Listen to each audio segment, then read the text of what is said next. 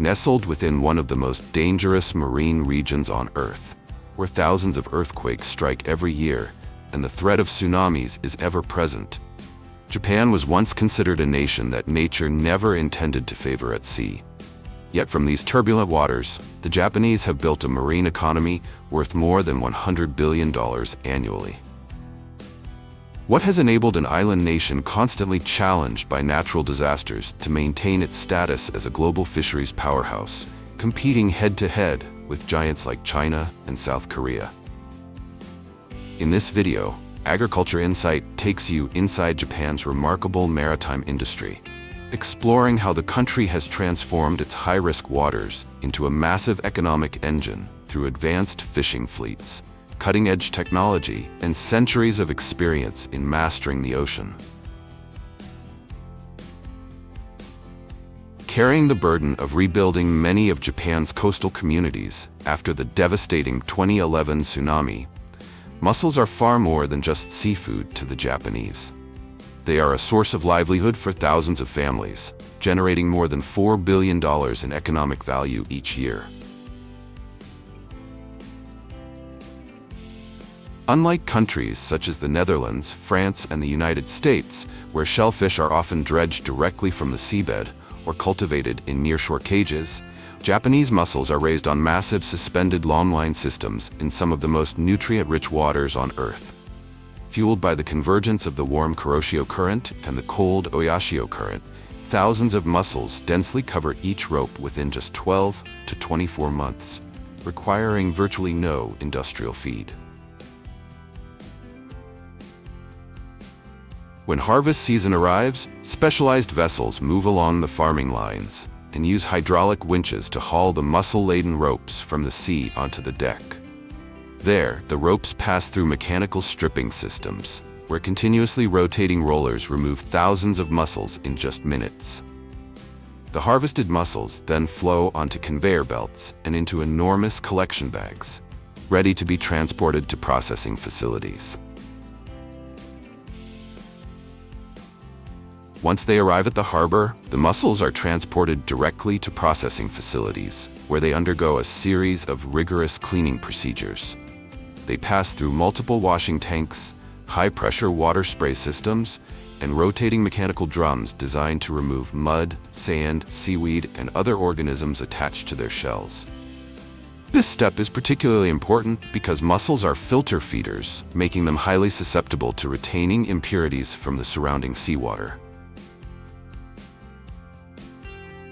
After being sorted and inspected for quality, the mussels are either packaged fresh or further processed through a series of value-added operations, including steaming, meat extraction, vacuum sealing, and flash freezing.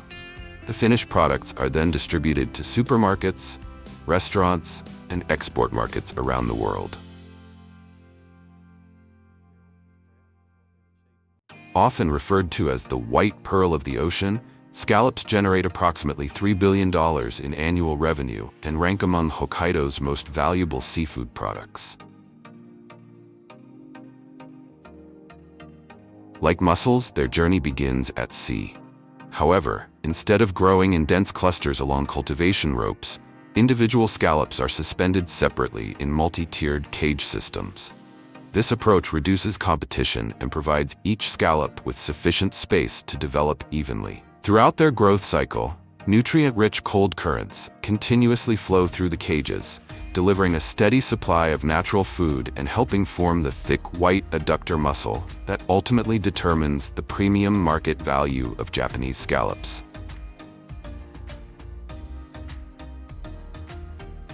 When harvest season arrives, hydraulic cranes lift cultivation lines stretching tens of meters from the sea, revealing thousands of scallops densely attached like a fully assembled production chain. The scallops are quickly removed on deck, rinsed with seawater, and transported directly to processing facilities within just a few hours. From this point onward, the process shifts into a tightly controlled operation. High-pressure water jets operating at 5 to 6 bar thoroughly clean every groove of the shell before the scallops are shucked while still alive to extract the prized white adductor mussel with maximum precision. The meat is then washed, grated, and subjected to rapid freezing at -40°C, locking in its texture and natural sweetness. By the time packaging is complete, each tray of scallops represents far more than seafood. It is the product of a seamless production chain, one in which the ocean does not merely provide the resource, but actively contributes to every stage of value creation. Leaving behind the scallop farms beneath the ocean, we arrive at Ariake Bay, where seaweed not only forms the soul of Japanese sushi, but also supports a nori industry worth more than $1 billion annually. In Japan, seaweed is cultivated on vast marine farms stretching across coastal waters. Although it shares the same origin as Korean gim, nori is produced with a fundamentally different philosophy, preserving its natural flavor rather than masking it with seasonings.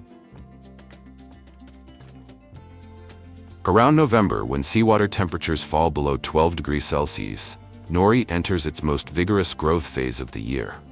As harvest season begins, the enormous cultivation nets that have remained submerged beneath the surface are gradually lifted by specialized vessels, revealing vast walls of seaweed stretching across the ocean.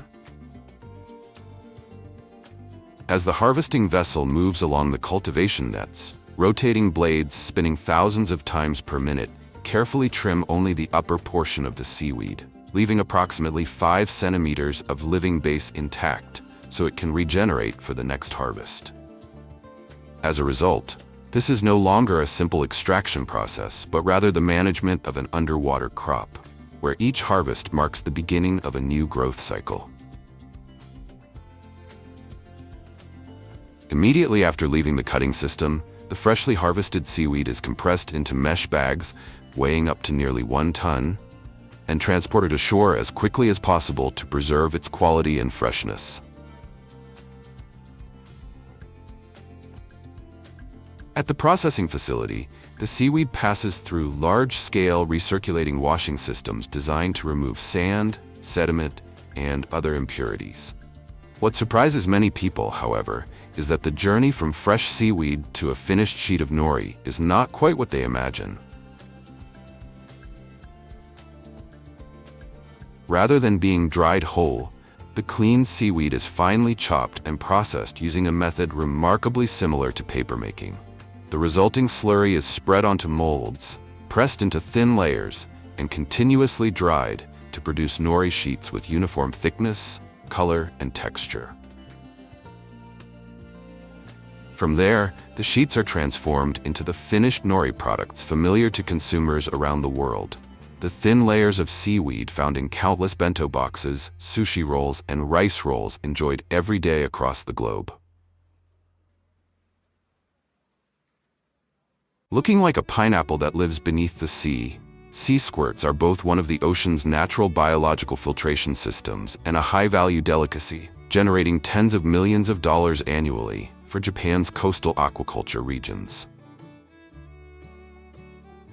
While nori requires only a few weeks to grow and mussels typically reach market size within 1 to 2 years, Japanese sea squirts demand a much longer cultivation period of 2 to 3 years. The process begins when juvenile sea squirts are attached to suspended cultivation ropes beneath the sea, where they firmly anchor themselves and gradually grow through multiple cold water seasons. Because of this lengthy waiting period, every harvest carries special significance. When the season arrives, specialized vessels travel along cultivation lines stretching hundreds of meters and use hydraulic winches to continuously lift rope after rope, densely covered with sea squirts from the ocean onto the deck. Immediately afterward, the sea squirts pass through specialized separation machines where continuously rotating rollers remove each cluster from the cultivation ropes. The freshly harvested sea squirts are then quickly loaded onto the vessel and transported ashore to preserve maximum freshness. Before reaching processing facilities, workers sort the harvest, cut individual sea squirts from their attachment stalks, and thoroughly remove seaweed, sediment, and other organisms clinging to the outer surface. Following this initial cleaning stage, the sea squirts are rapidly distributed to restaurants and processing facilities. Beneath their rough, spiky exterior lies a bright orange flesh renowned for its rich sweetness, distinctive ocean flavor, and unique balance of crisp and tender textures. In Japan, sea squirts are commonly served as sashimi, seafood rice bowls, or grilled dishes, making them one of the most sought-after marine delicacies in many coastal regions.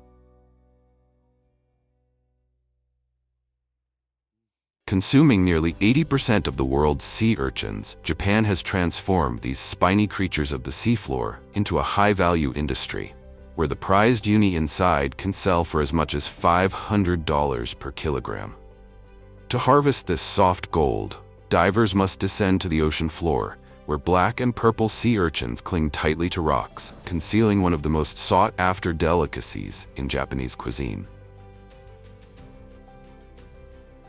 Equipped with little more than a mask, thick gloves, and a small metal hook, divers carefully search meter by meter across the seafloor, weaving through underwater forests of swaying kelp in search of the largest and most mature sea urchins. At times, the job feels more like a treasure hunt than a fishing operation, because the true value lies not in the creature's spiny exterior, but hidden deep within its shell.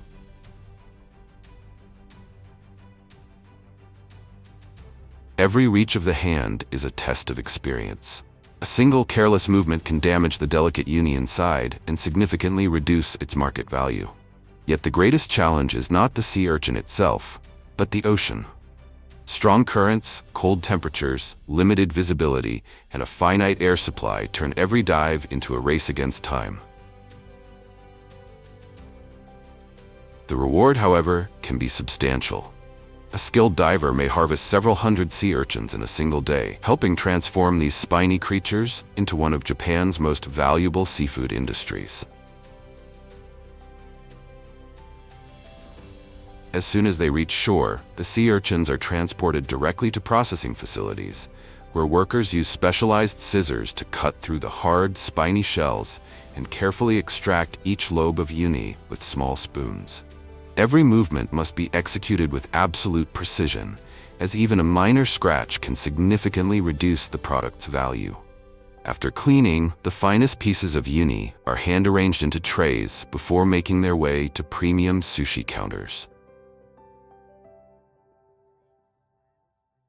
Without wings or bones, yet capable of launching itself from the ocean surface and gliding up to 30 meters at speeds approaching 40 kilometers per hour, Totorodes pacificus is the famous flying squid that helps generate billions of dollars annually for Japan's squid fishing industry. For many coastal communities, it is a vital source of livelihood, which is why every year from June to November, thousands of squid fishing vessels illuminate the waters around Japan, creating one of the country's most vibrant and economically important fisheries. Squid fishing vessels typically leave port in the late afternoon, but the real hunt does not begin until darkness blankets the sea. Unlike many fisheries that must actively pursue their catch, Totorodes pacificus is naturally attracted to light. Taking advantage of this behavior, the Japanese have developed a harvesting method that has become almost a national symbol: light-based squid fishing. On vessels ranging from 30 to 60 meters in length, hundreds of high-powered lamps are switched on simultaneously, transforming the surrounding waters into a brilliant band of light across the ocean. Beneath this glow operates one of the most distinctive automated fishing systems in Japan's seafood industry. Hundreds of illuminated artificial jigs move continuously up and down in synchronized motion, while sonar and advanced detection equipment scan waters 50 to 150 meters deep to pinpoint the exact location of squid schools. Once the squid gather near the surface, the entire system shifts into full operation. In just a few hours, a single vessel can haul aboard between 1 and 3 tons of squid, and even more on particularly productive nights. Only hours after leaving the ocean, The squid arrive at processing facilities where they are cleaned, eviscerated, flash frozen, and packaged in a race against time to preserve the exceptional freshness carried in from the night sea.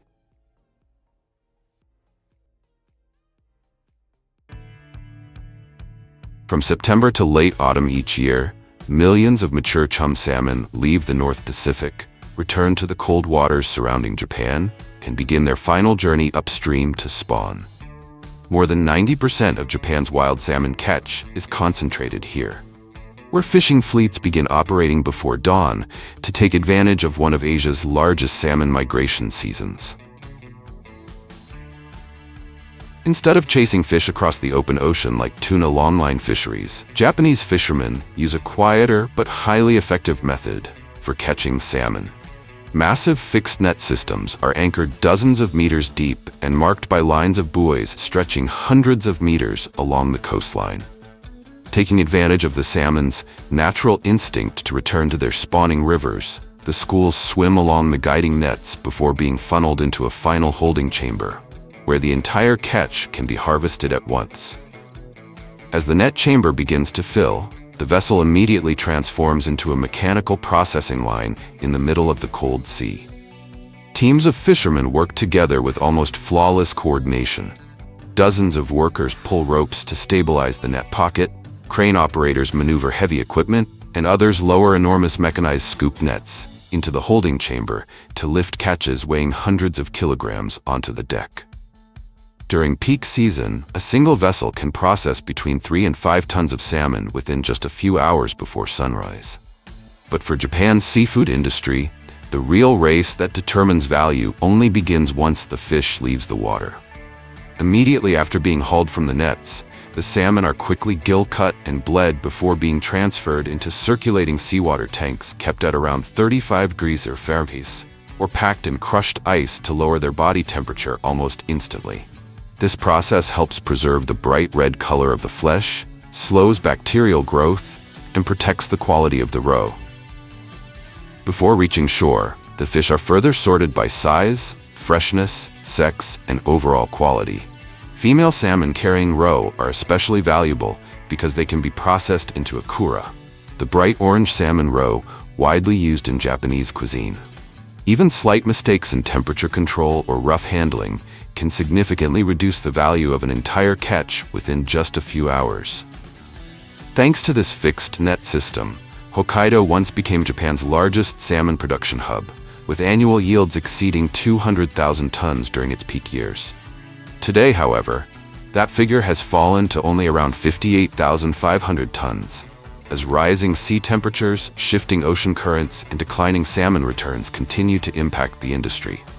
Even so, thousands of fishermen in Hokkaido still head out into the freezing sea every autumn, because those few short peak months not only determine their annual income, but also sustain the rhythm of Japan's sushi industry and its billion-yen ikura market.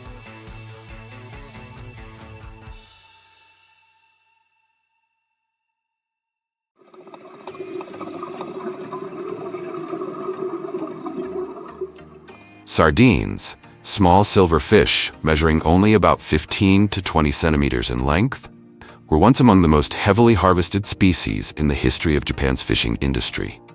With almost no natural defenses, they survive by gathering into enormous super schools, containing hundreds of millions of fish stretching for kilometers across the ocean to fend off fast-moving predators such as seals, dolphins, and sharks.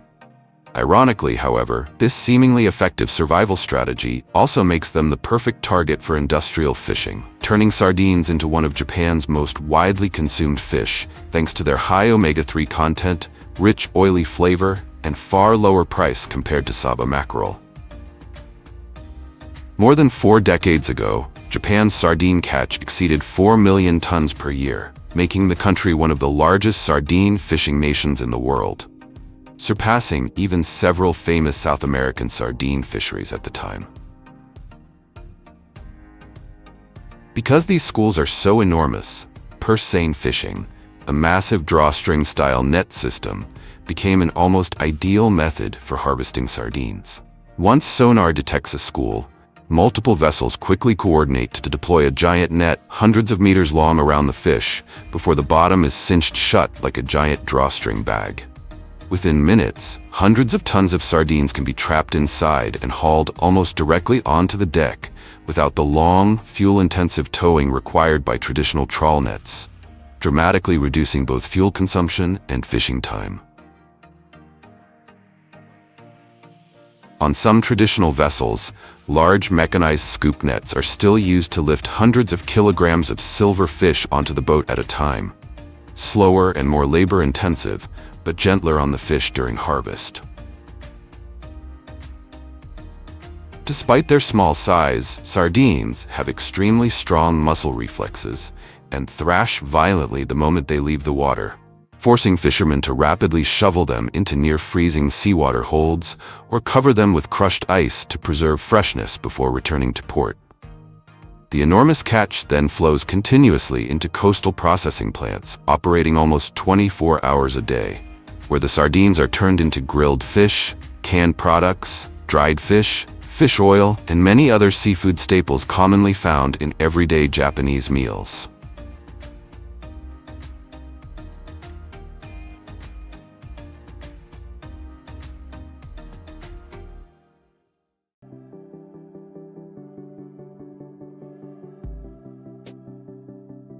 Nicknamed the Black Diamond of the Ocean, tuna is consumed in Japan at a scale of hundreds of thousands of tons every year, making the country home to one of the world's largest tuna industries. Among them, skipjack tuna, a smaller species than bluefin tuna, typically traveling in massive schools and growing at an exceptionally fast rate, accounts for around 450,000 to 500,000 tons annually, becoming the core ingredient used to make katsuobushi flakes and dashi broth.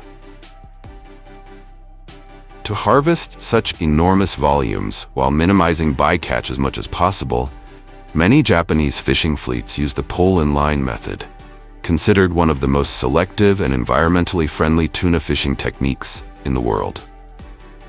The handmade artificial lures, known as jiji, are crafted from natural goose feathers combined with reflective synthetic fibers to accurately imitate the shimmering movement of prey, such as sardines, herrings, or squid. More importantly, the hooks, the component that directly determines the speed and efficiency of the entire fishing cycle, must be completely barbless. This design allows the fish to slip off the hook instantly once flung onto the deck, enabling fishermen to maintain a continuous cast-hook release rhythm within just a few seconds without wasting time unhooking the catch. Once the live sardines had been prepared as bait and the jiji lures were fully attached to the fishing rods, dozens of fishermen immediately took their positions with ultra-light fiberglass poles, flexible enough to keep flinging fish continuously for hours. To stir up the school, one crew member constantly tossed live sardines into the sea as chum. At the same time, a high-pressure spray system surrounding the vessel created a dense layer of white foam across the ocean surface. Although it looked chaotic, this was actually the key to the pole-in-line method. The white water not only concealed the shadow of the boat and the movement of the rods, but also made the sea surface resemble a frantic feast of live bait fish, triggering the skipjack tuna's predatory instincts. The moment a tuna is hooked, fishermen simply use the tension and flex of the rod to whip it straight onto the deck, where the barbless hook automatically slips free, allowing them to instantly cast again without stopping. When the vessel encounters a dense enough school, as much as 10 tons of fish can be hauled aboard in just around 15 minutes. Once the vessel docks, the entire catch of skipjack tuna is transferred onto conveyor belts and cleaned using a recirculating water system to remove impurities. Fish with ideal size, intact bodies, and good fat content can be sold whole for thousands of dollars to sashimi restaurants or seafood markets. Meanwhile, most of the remaining catch is used to produce katsuobushi flakes. From the extremely lean, firm flesh, noticeably darker red than bluefin tuna, the fish is carefully deboned, shaped into blocks, and continuously smoked for nearly a month. Eventually, the fillets gradually harden into wood-like blocks that must be shaved into paper-thin flakes. The ingredient responsible for the rich aftertaste, subtle smokiness, and distinctive depth of flavor found in takoyaki, okonomiyaki, or hot rice, which many people still mistake for shredded squid.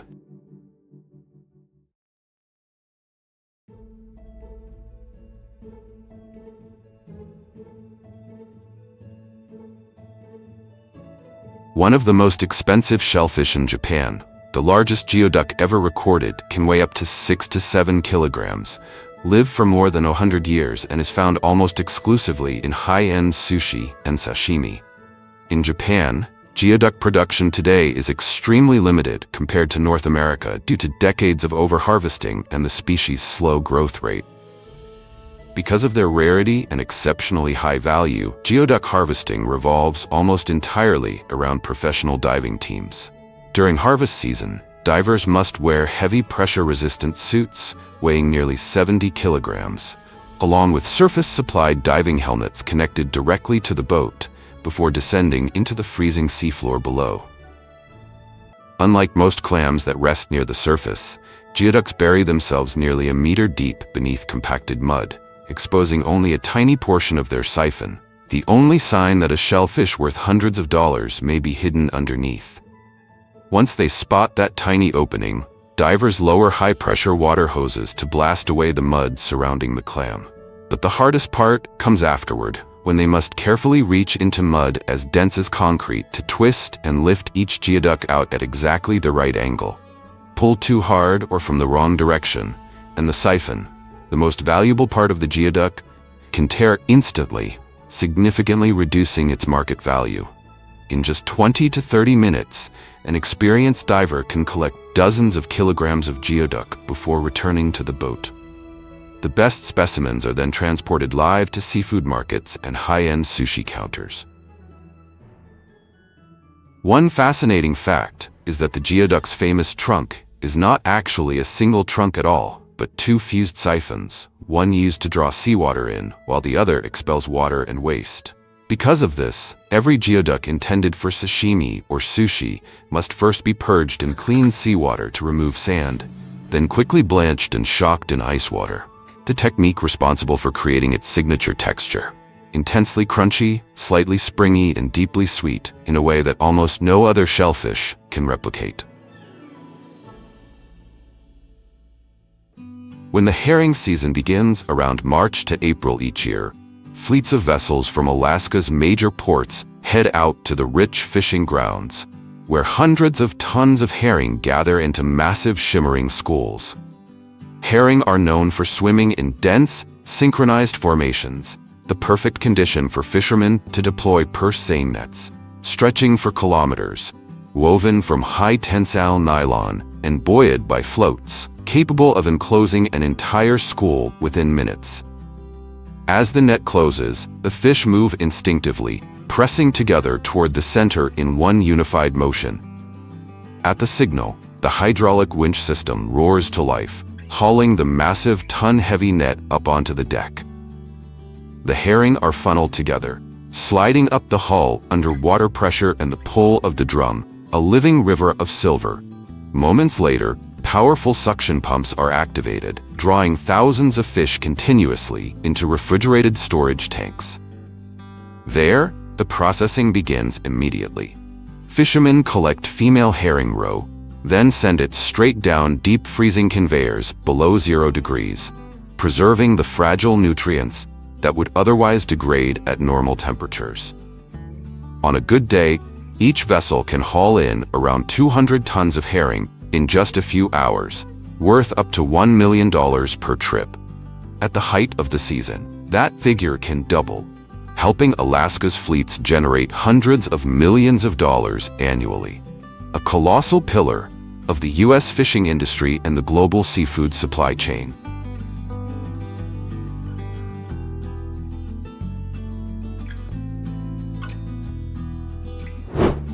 Across the Caribbean Sea, the world's largest lobster harvesting region, more than 1 million lobster traps are deployed each year.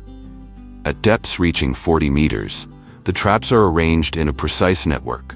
Each trap holds a plastic bait cage filled with chopped fish or squid. The slow diffusion of scent lures lobsters inside, trapping them in narrow chambers with one-way entrances. Everything is secured with salt-resistant polypropylene ropes, connected to GPS-marked buoys, so that vessels can return to the exact location after 24 to 36 hours.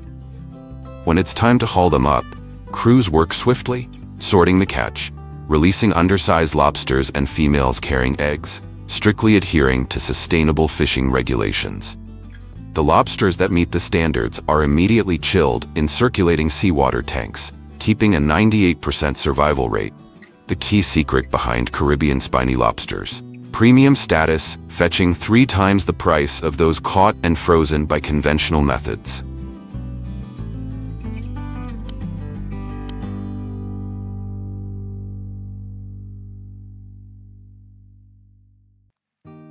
While lobster traps yield large harvests, they cause significant damage to coral reefs, where metal frames and anchor lines can break coral branches, stir up sediment, and destroy the nurseries of young lobsters. That's why in the Florida Keys, fishermen turn to a different method: manual diving, an ocean-friendly approach that relies entirely on human skill and endurance instead of machinery.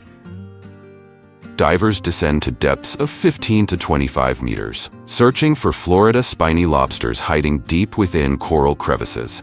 Armed with a tickle stick, a slender metal rod with a gently curved tip, they carefully nudge the lobster from behind, coaxing it out of its den without breaking its antennae or scratching its shell. Each movement demands perfect reflexes and thousands of hours of training. One mistake in the crushing pressure of the deep can mean disaster.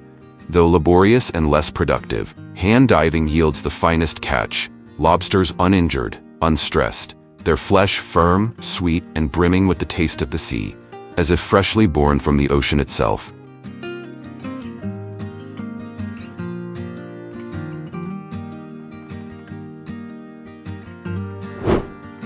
Millions of polyethylene mesh cages stretch beneath the ocean surface at depths of 30 meters, nurturing hundreds of thousands of Tahitian black pearls, the most precious of all marine gems. Each oyster, with a hand-implanted nucleus of mother-of-pearl, hangs in anti-fouling baskets tethered to floating lines, absorbing mineral-rich currents that build a thick, lustrous nacre layer over nearly 2 years. At harvest time, divers descend along the rows of cages, unfastening anchors and hauling the heavy oyster clusters, each weighing dozens of kilograms, to the boats by hand. The oysters are then cleaned meticulously, scraping away algae and barnacles to prevent impurities from marring the pearl's quality. Each shell is secured with a stainless steel clamp, its mouth opened just 1 or 2 centimeters, enough for a skilled technician to reach in with precision tools, separate the tissue, and extract the pearl nestled deep within without cracking the nacre. Of the thousands harvested, only around 3% achieve perfect roundness and luster worthy of fine jewelry. The rest find new life in art, decor, cosmetics, and pharmaceuticals, every pearl a fragment of the ocean's quiet perfection.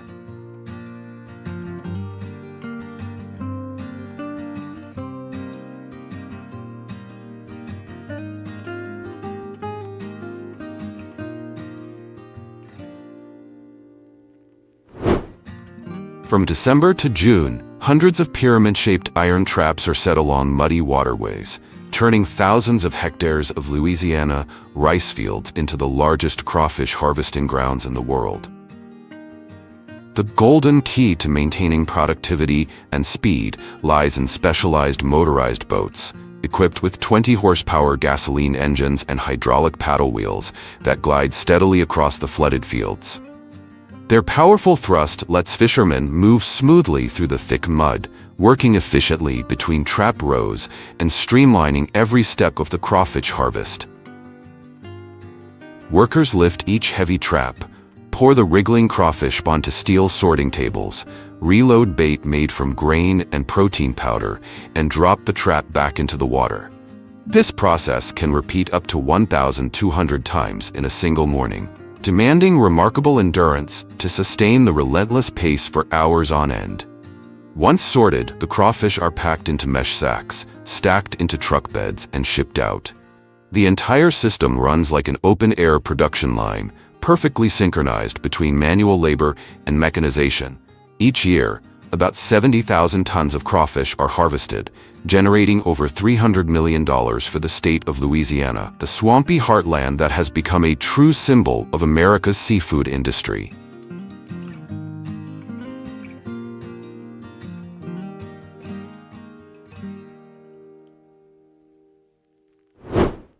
In central China, conservation teams are racing against time to save the giant salamander, the largest amphibian on Earth, a relic species that has survived since the Jurassic era. In the cool, damp mountain streams at night, researchers carefully use soft mesh nets to capture the animals without harming their mucus-covered skin, a delicate external lung that absorbs oxygen directly from the water, yet is so fragile that even a light touch can be fatal. Once brought to the surface, each salamander is measured, tagged with an ID chip, and released exactly where it was found, the only way to monitor its genetics and population density without disturbing the ecosystem. As a top predator in mountain streams, the giant salamander plays a crucial role in maintaining ecological balance by controlling populations of small fish and insects. If it disappears, microbial levels in the water could rise by up to 40%, turning once clear streams into murky, lifeless channels within just a few rainy seasons. Salamander meat is considered a rare delicacy in some regions of China, known for its tender texture, mild sweetness, and fish-like richness, packed with collagen, protein, and natural amino acids.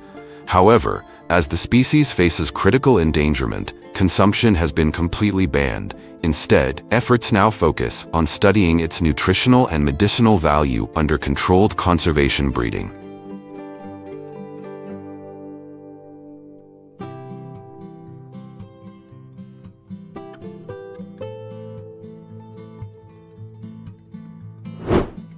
In Japan, unagi eels are mainly raised in cement or composite tanks with recirculating water systems, where temperature, oxygen, and pH are carefully controlled to mimic natural river conditions. When the eels reach 250 to 300 grams, around 8 months old, farmers begin the harvesting process. The procedure starts by lowering the water level in the tanks, leaving only a shallow layer about 10 to 15 centimeters deep. As the eels gather near the bottom, a low-pressure suction hose is activated. Water from the tank is drawn into the hose, creating a gentle vortex that carries the eels upward without causing injury. At the outlet, a centrifugal separator filters the water back into the tank, while the eels are guided through a closed transfer pipe directly into an intermediate holding tank with circulating cold water. Here, the eels are kept alive and naturally cleansed, allowing them to purge mud and waste before being sent to the processing area. The entire operation runs in a continuous, near-closed cycle, reflecting the precision and automation that define Japan's advanced eel farming technology.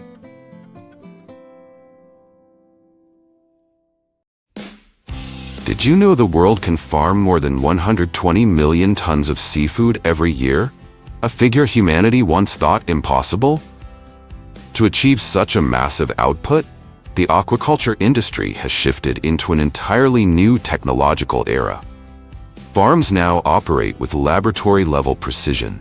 Living environments are programmed down to the second, and entire systems function like machines that learn. And this leap forward has finally broken our dependence on the open ocean, paving the way for a production model that is proactive, clean, powerful, and far beyond the natural limits we once believed unbreakable. Unlike outdoor farming systems that require constant water exchange, a recirculating aquaculture system only needs a very small amount of new water added each day, less than 10 liters per cubic meter, while a traditional pond may need up to 1,000 liters for the same volume. The remaining water is retained and treated within the closed-loop system through 3 continuous processes.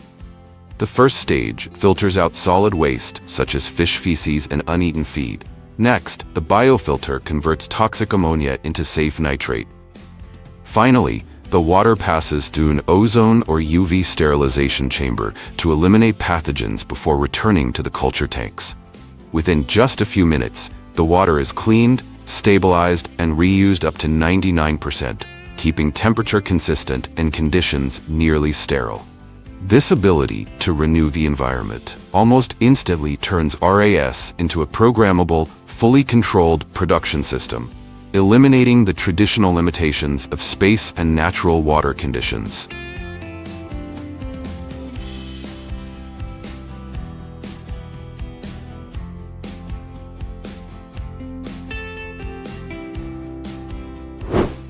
Across Asia, behind the nearly 5 million tons of white-leg shrimp exported each year, lies a decades-old paradox.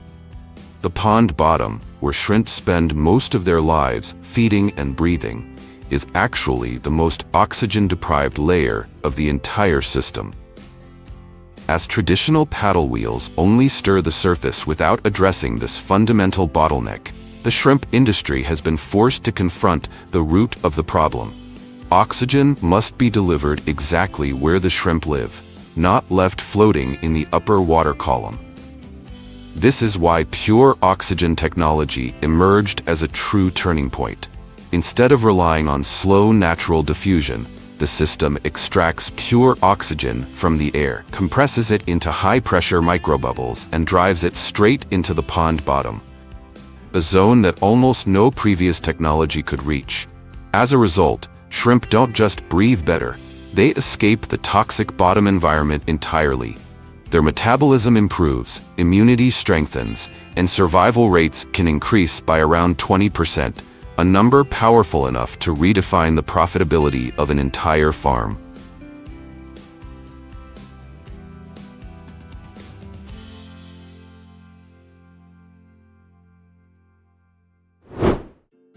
Unlike traditional square cages, circular cages use an arched load distribution structure. In this closed-loop design, forces from waves, wind, or currents are evenly spread across the entire frame, instead of concentrating at a few stress points as in square cages. As a result, the cage does not twist, shift off-center, or develop fatigue points that lead to long-term structural failure. When a large wave hits one side, the force is carried around the circular frame, allowing the cage to move smoothly with the wave, rather than resisting it. This absorb-disperse balance mechanism enables the structure to maintain its shape, even in seas with 3 to 4 meter waves. Waters with strong currents and high dissolved oxygen, ideal for species like salmon, yellowtail, and tuna to grow naturally, build muscle mass, and improve flesh quality. Most veteran marine engineers consider offshore circular cages the true starting point of industrial open ocean aquaculture.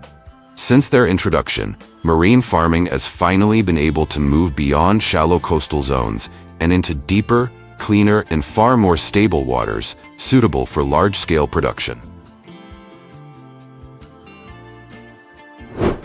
Not every sustainable aquaculture model requires closed-loop systems or massive steel structures in the open ocean. In Coffin Bay, South Australia, where the tide rises and falls twice a day, and the water is rich in plankton, farmers choose to work with the environment rather than replace it.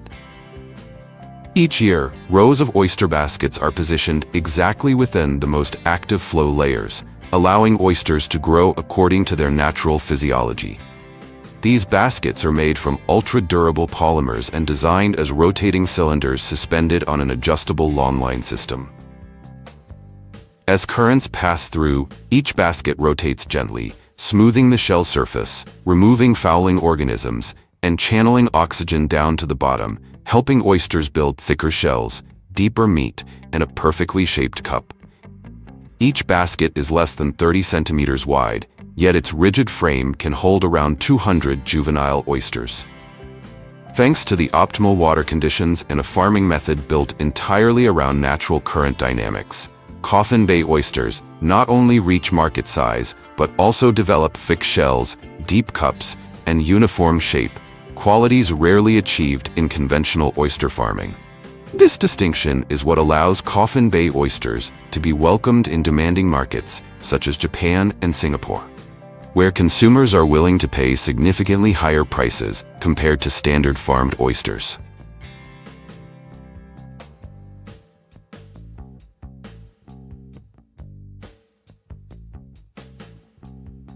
Compared to offshore cage farming, where fish and shellfish grow in HDPE structures engineered to withstand 3 to 4 meter waves, high oxygen levels, and constant currents, the intertidal rack and stick method represents a minimalist but intelligent approach. Instead of relying on steel frames, dozens of hectares of tidal flats use more than 50,000 stakes, working entirely with natural water cycles. Cage farming delivers high output and industrial-scale production, while intertidal farms produce oysters with thicker shells, firmer meat, and a distinct flavor shaped by the natural dry-wet rhythm that no artificial system can fully replicate. To catch hake, modern trawlers rely on a fishing system that is almost fully mechanized. The entire net, stretching 300–500 meters, is packed into a massive hydraulic net drum weighing tens of tons. When sonar pinpoints a moving school, the captain triggers the release. 2 trawl doors swing open, holding the mouth of the net steady at the exact depth where hake are swimming. Throughout the tow, sensors mounted on the doors constantly transmit data on tension and depth, allowing precise adjustments within seconds. Once the code end reaches capacity, typically 20 to 40 tons of hake in a single haul, the drum reverses, retrieving the net along a programmed path that minimizes twisting and stress. As the code end breaks the surface, a single latch is released, and the entire mass of hake spills onto the deck, completing a harvesting cycle driven almost entirely by heavy machinery and automation.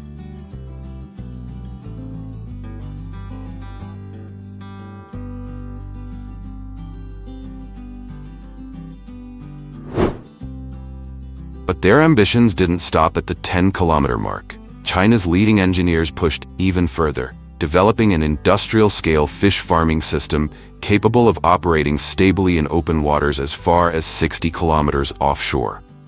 With a diameter of 180 meters and a semi-submersible steel frame weighing more than 7,000 tons, the entire structure is assembled on land before being towed to its ideal offshore location. A zone with strong currents, clean water, and minimal human influence. These conditions allow the fish to develop firmer muscles, lower fat content, and overall better health compared to those raised in nearshore farms.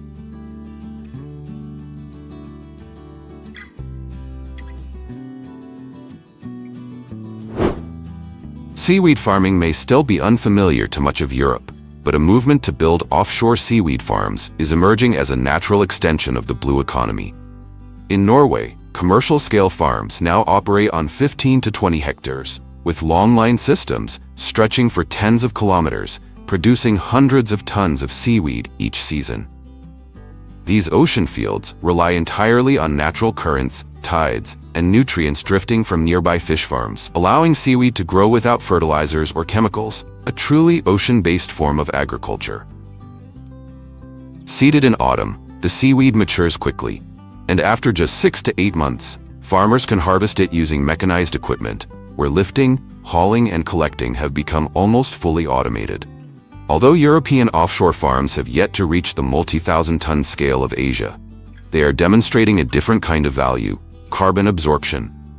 According to recent trials, each hectare of seaweed can capture 10 to 30 tons of CO2 per year, depending on species and current strength, a number significant enough to position seaweed as a key piece in Europe's long-term decarbonization strategy.